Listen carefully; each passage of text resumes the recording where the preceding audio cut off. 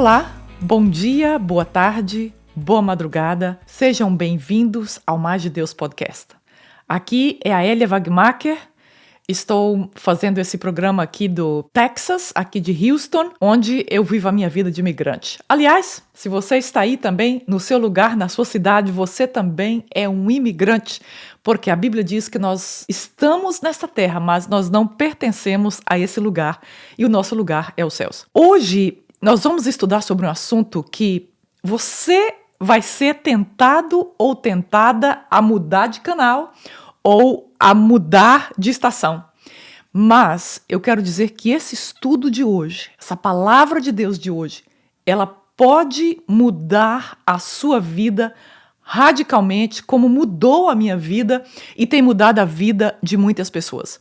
Nós vamos estar falando sobre reconciliação e a forma como os líderes e como todas as pessoas, todos os cristãos devem refletir Cristo nessa reconciliação.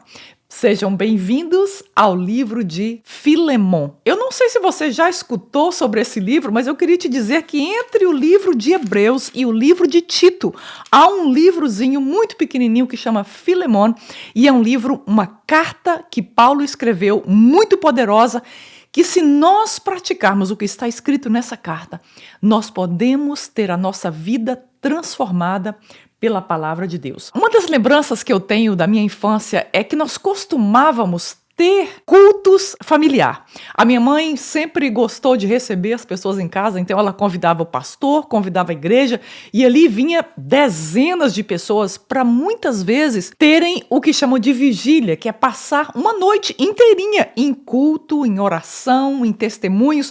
E aquela reunião começava como o quê?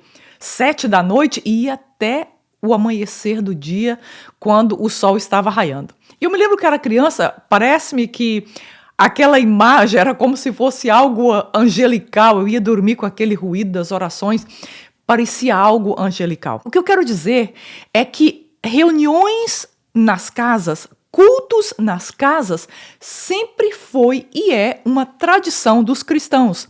Até hoje, países como China e outros países onde o Evangelho de Cristo não pode ser publicamente pregado, as pessoas, a igreja funciona e cresce nas casas e nas residências. Então, o que acontece? A igreja de Jesus, ela fundamentalmente aconteceu nas casas. E ela continua fundamentalmente crescendo nas casas. É na família que o evangelho de Jesus se enraiza sobre as nossas vidas, sobre nossos filhos, e o evangelho continua. A igreja, na verdade, vamos dizer assim, o templo de tijolos ou de madeira, ele só veio a surgir mais ou menos no ano 300 depois de Cristo. Então você observa que 300 anos a igreja caminhou e cresceu e frutificou dentro das residências.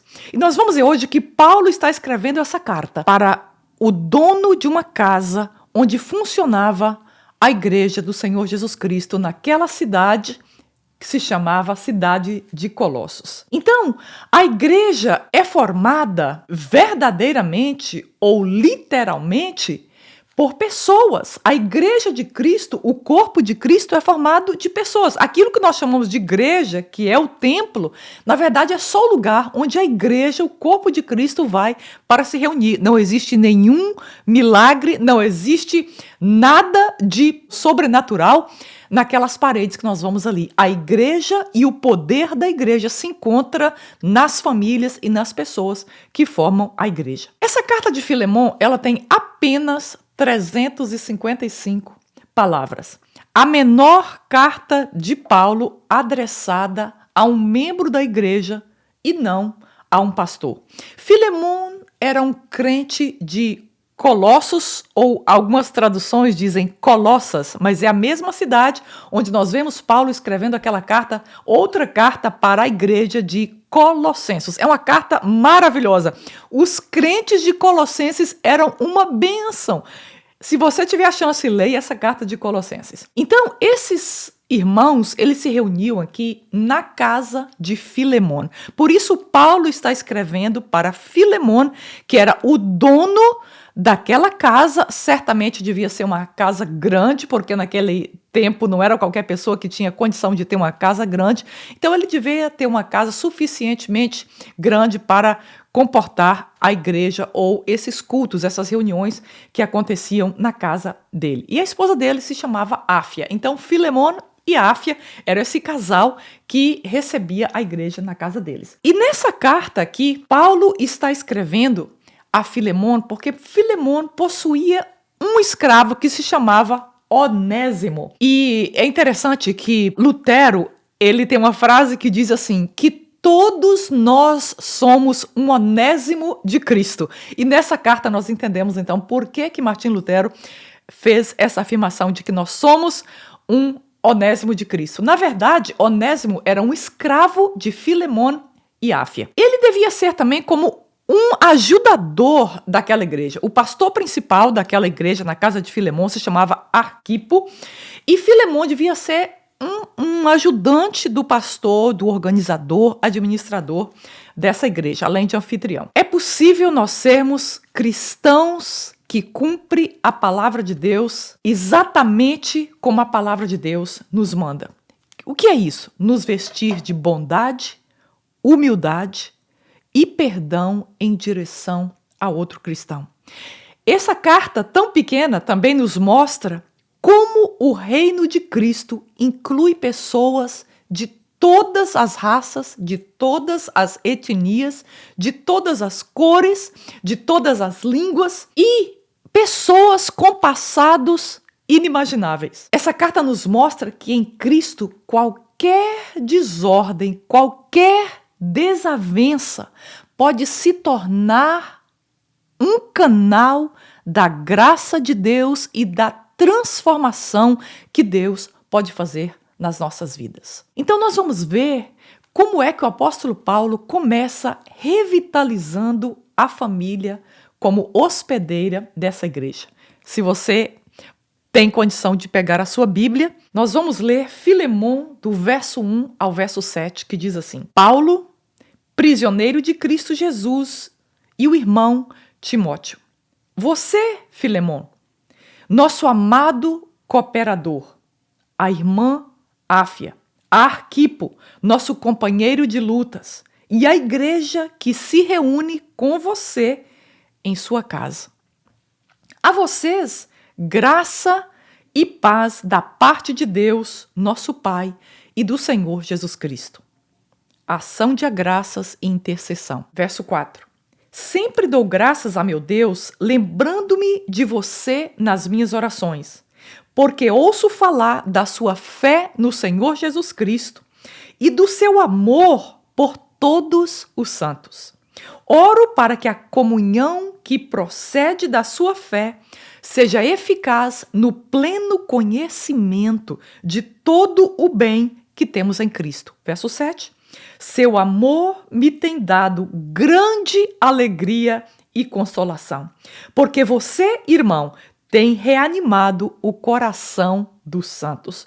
Então, Paulo escreve aqui a Filemon, o dono, o anfitrião daquela casa que recebe a igreja, e ele está dizendo que ele está louvando a forma como Filemon tem praticado a fé, o amor e o evangelho de Cristo em uma totalidade. Então essa carta é uma carta para Filemon e para essa família que é hospedeira do evangelho de Cristo e da igreja do Senhor. A importância de uma carta que nós recebemos, ela está nas palavras dessa carta e na pessoa que envia essa carta. Se você recebe um e-mail, que é mais comum hoje, quando você vê de quem é aquele e-mail, você imediatamente abre, ou você abre daqui uma semana, ou você nunca abre, porque o grau de importância daquela carta é determinado por quem está enviando aquela carta ou aquele e-mail atualmente para nós. Paulo era maiormente considerado o líder cristão mais importante depois de Jesus Cristo.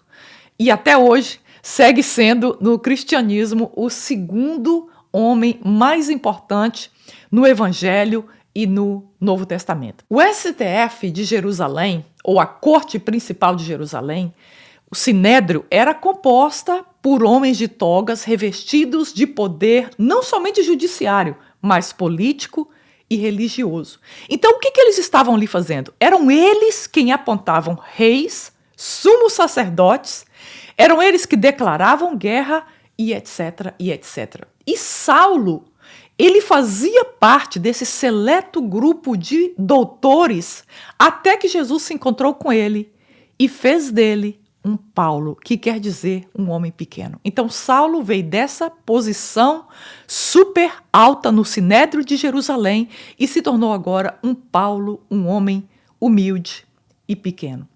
Agora ele está na prisão por causa do Evangelho de Cristo. E você então recebe uma carta dessa pessoa, de Paulo.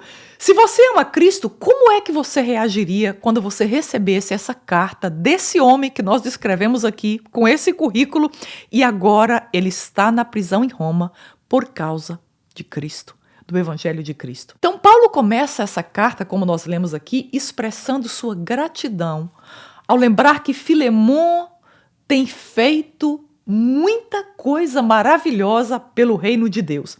Ele escreve agora abdicando de suas posições e mesmo sua posição como apóstolo, como autoridade estabelecida por Deus. Paulo agora se desfaz de toda essa roupagem e ele se escreve agora como amigo, como servo, como uma pessoa pequena que está pedindo um favor a Filemon. O coração de Paulo se enche de alegria ao pensar como Filemon realmente ama os irmãos em Cristo naquela igreja. Então, o verso 8 ao 22, nós vamos continuar lendo, que diz assim, verso 8, a intercessão de Paulo em favor de Onésimo. Vamos ver agora qual é o objetivo dessa carta que Paulo escreve a Filemon. Na primeira parte, ele reconhece e mostra sua gratidão pela fidelidade com que Filemon tem servido a Deus e amado os irmãos nessa missão que ele está servindo a Deus ali na cidade de Colossos. Ele continua, por isso, mesmo tendo em Cristo plena liberdade para mandar que você cumpra o seu dever, prefiro fazer como um apelo com base no amor. Eu, Paulo, já velho e agora também prisioneiro de Cristo Jesus, apelo em favor do meu filho Onésimo, que gerei enquanto estava preso. Ele antes era inútil, mas agora ele é útil tanto para você quanto para mim. Vamos continuar o verso 12. Mando-o de volta a você como se fosse o meu próprio coração. Gostaria de mantê-lo comigo para que me ajudasse em seu lugar enquanto estou preso por causa do Evangelho. Verso 14, mas não quis fazer nada sem a sua permissão, para que de qualquer favor que você fizer, seja espontâneo e não forçado. Talvez ele tenha sido separado de você por algum tempo, para que você o tivesse de volta para sempre. Verso 16, não mais como escravo, mas acima de escravo, como irmão amado. Para mim, ele é um irmão muito amado, e ainda mais para você, tanto como pessoa quanto como cristão.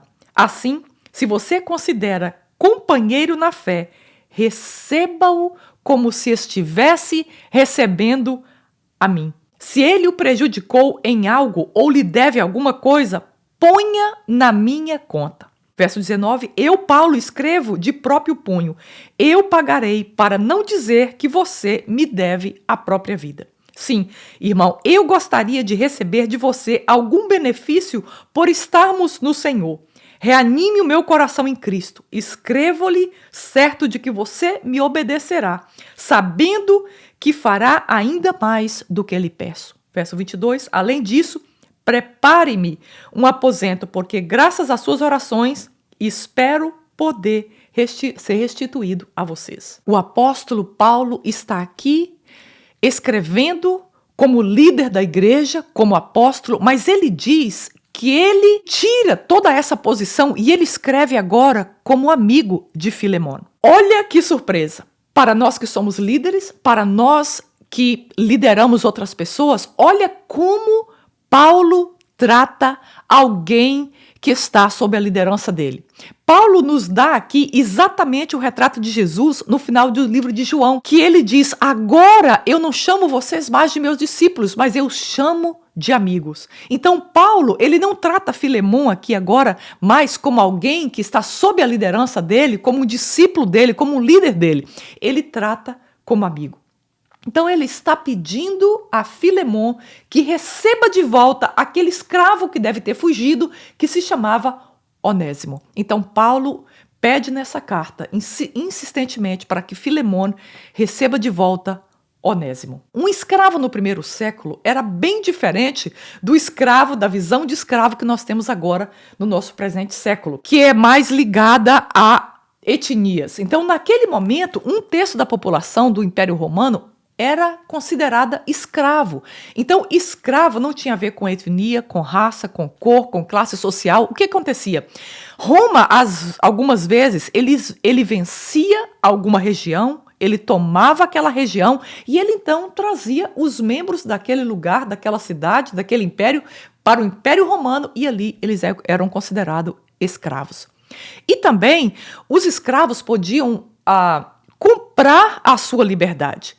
Além do mais, se alguém tivesse uma dívida e não pagasse essa dívida porque não queria ou porque não podia, então essa pessoa se tornava um escravo no Império Romano. Então, a liberdade não era algo dada a todos naquela época, no Império Romano. A liberdade era algo que se conquistava ou que se comprava no Império Romano. Não era um direito geral, como é hoje na atualidade, na maioria dos países. Então, a Bíblia, ela nunca defende nenhum tipo de escravidão. Deus criou o homem à sua imagem e semelhança. E é fundamentalmente maligno quando uma pessoa se torna ou se tenta tornar dona de outra pessoa. Isso é uma coisa que abomina a Deus. Porque Deus abomina qualquer tipo de escravidão, ou Deus abomina qualquer tipo de domínio sobre outro indivíduo. Deus criou cada pessoa, por isso que chamamos indivíduo. Cada um precisa pensar por si mesmo, agir por si mesmo e ter uma vida livre, porque foi para a liberdade que Cristo nos chamou.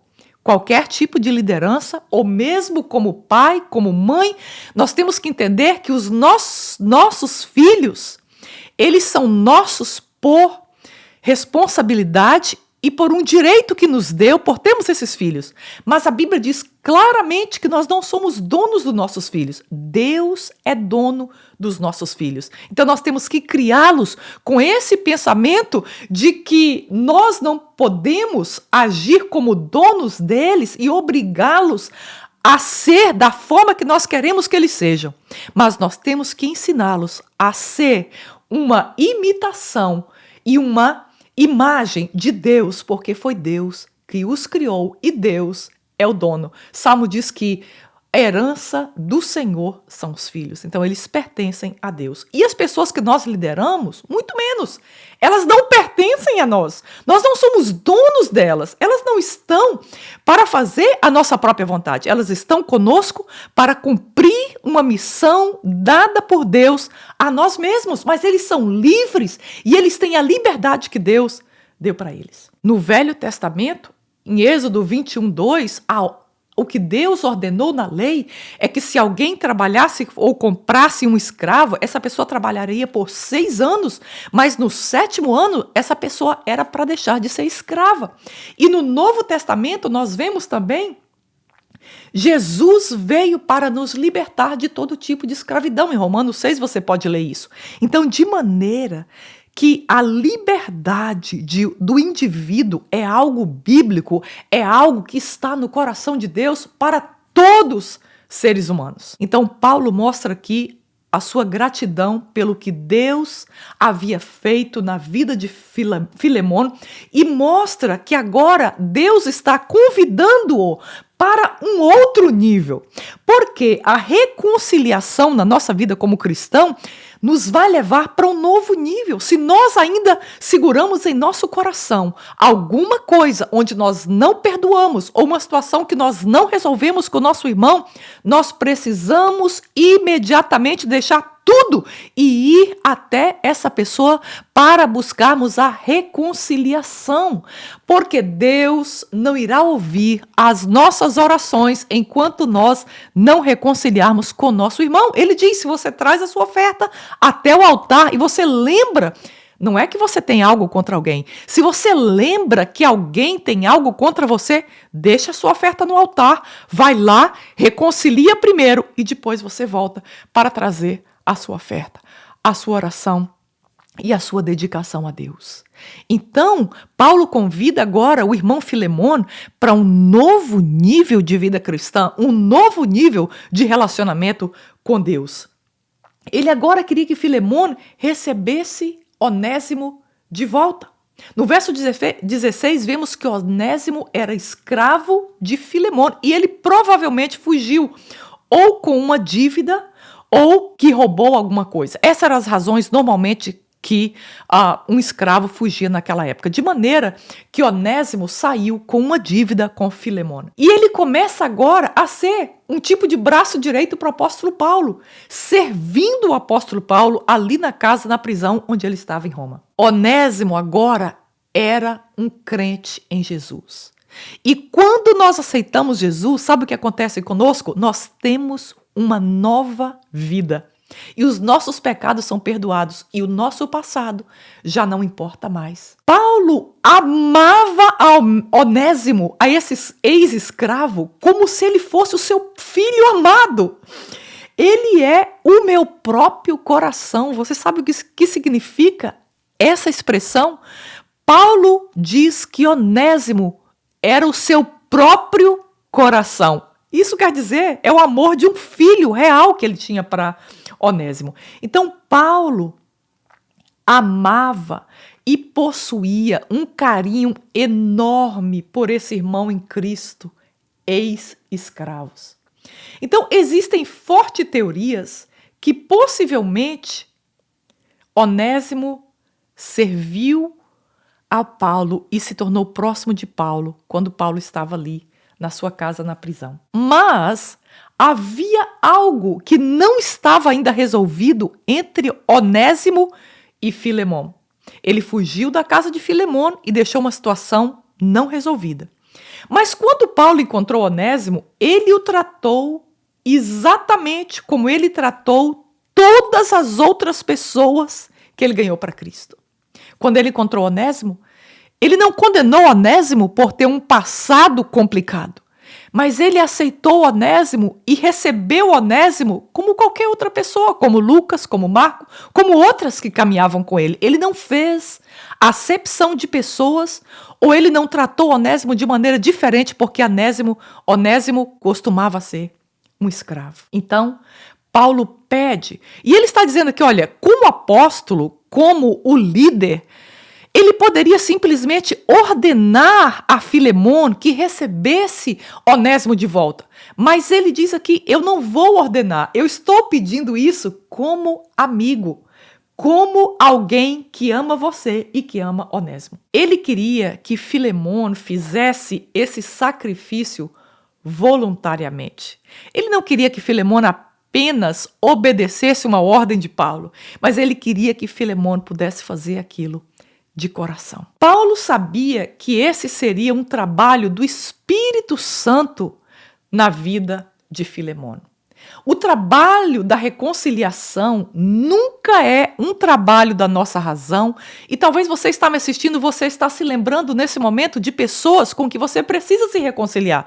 Pode ser uma situação antiga de 10 anos, 20 anos, 30 anos, pode ser uma situação da sua infância, da sua adolescência. Se o Espírito Santo traz o nome dessa pessoa à sua mente agora, é porque o Espírito Santo está te convidando a ir e reconciliar com essa pessoa.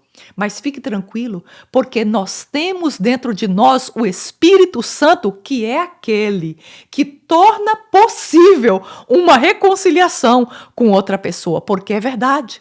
Talvez nós fomos tão machucados, nós fomos despedaçados por esse relacionamento que nós pensamos que nós não temos condição de sequer ver essa pessoa outra vez.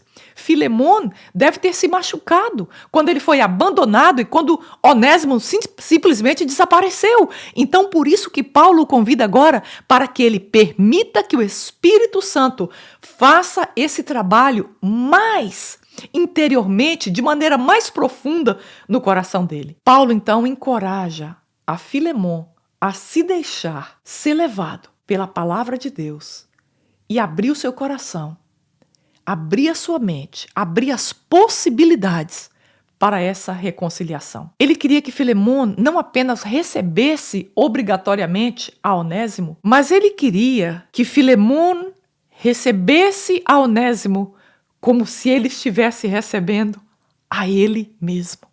Esse é o pedido. Olha, Filemon, eu quero que você receba a Onésimo como se você estivesse recebendo a mim mesmo, a minha própria pessoa. E essa parte é muito forte nesse texto, porque Paulo está fazendo aqui exatamente o que Jesus Cristo fez por nós. Ele se coloca no lugar daquele escravo e ele intercede por ele. Então, não foi isso exatamente o que Jesus fez? Nós éramos escravos dos nossos pecados e Jesus se colocou em nosso lugar como escravo do pecado para que ele então pudesse interceder ao Pai por nós. E isso segue sendo o que Jesus faz o tempo inteiro por mim e por você, que é o que a Bíblia diz que ele intercede por nós. Ele se coloca em nosso lugar e ele intercede a Deus como se ele estivesse intercedendo não por nós, mas como se ele estivesse intercedendo por ele mesmo. Paulo roga por Onésimo com sensibilidade, respeito, compaixão e amor. E é dessa mesma forma que Jesus intercede por você e por mim. Receber Onésimo não era qualquer coisa para Filemon. Não era somente o fato dele aceitar Onésimo, mas publicamente isso significaria para Filemon uma humilhação, porque naquela cidade todos sabiam o que havia acontecido. Naquele momento, receber Onésimo significaria que Filemon estava se humilhando perante a sociedade para receber aquele escravo de volta, o que outras pessoas provavelmente não fariam. E Paulo aqui intercede, dizendo, se nós somos irmãos, se nós somos, como dizemos em inglês, partners, se você é crente, receba-o. Se você é cristão, receba de volta, Filemon, o meu irmão, que é o meu próprio coração. Era mais do que perdoar. Para Filemon, era mais do que receber Onésimo. Era mais do que esquecer o que passou.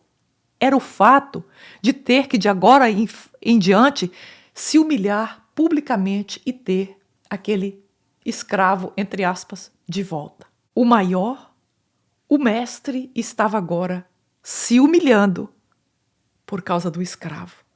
Não foi exatamente isso que Jesus fez por nós? Ele era o mestre, ele era o Senhor. E ele, por causa de nós, escravos do pecado, ele se humilhou. E ele se fez do nosso tamanho como homens pecadores para que nós pudéssemos ser livres. E é exatamente esse tipo de reconciliação que Paulo está aqui propondo agora para Filemon. Se Onésimo te fez algum dano, se ele te deve alguma coisa, põe na minha conta, eu vou pagar por ele. Foi exatamente o que Jesus fez com os nossos pecados. Ele disse, olha, Pai, se Elia, ou se você que está me ouvindo, se tem alguma conta, e nós tínhamos uma conta que nós não podíamos pagar, nós não tínhamos como pagar pelos nossos pecados, nós estávamos eternamente condenados espiritualmente. Então Jesus falou, Pai, coloca a conta da Elia, coloca a dívida da Elia, dos pecados dela sobre mim e eu vou pagar a conta. É isso que Paulo está pedindo a Onésimo para fazer. Essa carta é a carta da graça e da reconciliação. Paulo se coloca no mesmo patamar, no lugar de Onésimo, para fazer essa reconciliação. Nessa carta, ele apresenta o perfeito portrait, ou retrato, do Senhor Jesus Cristo. Ele se coloca como o mediador entre uma inimizade. Nós éramos inimigos de Deus e Jesus se colocou na posição de mediador entre nós e Ele. Aqui Paulo nos ensina que o que Cristo fez por nós, quando pecamos, quando éramos escravos dos nossos pecados e éramos inimigos de Deus eternamente. Jesus, então, entrou e intercedeu por nós, se colocando no nosso lugar. Ele se tornou do nosso tamanho. Ele saiu da sua posição de glória e tomou a nossa posição. Ele se colocou naquela cruz, a cruz que tinha a minha medida e a sua medida, e nos amou até a morte, dizendo: Pai, coloca na minha conta o pecado desses escravos, porque eu vou pagar a dívida por eles. Algumas vezes na minha vida, ao ouvir essas palavras de Jesus, eu então pergunto: como é que eu posso não perdoar outra pessoa? Se Jesus, que era Deus, ele se colocou no meu lugar para que eu pudesse receber o perdão, como é que eu não posso perdoar? Talvez nós olhamos para nossas machucaduras, nós olhamos para o que a pessoa fez conosco e nós dizemos: olha, eu não consigo perdoar. E eu quero te dizer que para nós perdoarmos, nós precisamos da ajuda do Espírito Santo em nós para sermos capazes de perdoarmos outras pessoas. Muitas vezes, quando nós pensamos o que alguém fez conosco, a maneira como alguém nos traiu, como alguém nos machucou, como alguém deturpou a nossa imagem, como alguém nos deixou na mão, como alguém nos abandonou, a nossa tendência é dizer: olha, eu não posso perdoar essa pessoa. Mas quando nós olhamos para Jesus, ele não precisava passar pela morte de cruz, mas ele passou para que eu pudesse ser perdoada. E os meus pecados, que aparentemente de tão grandes e de tantas trevas que havia em mim, eram imperdoáveis, eles se tornaram brancos como a neve, como diz a palavra de Deus, porque Jesus me perdoou e pagou o preço por mim. Então, se Deus me perdoou, eu preciso perdoar outras pessoas.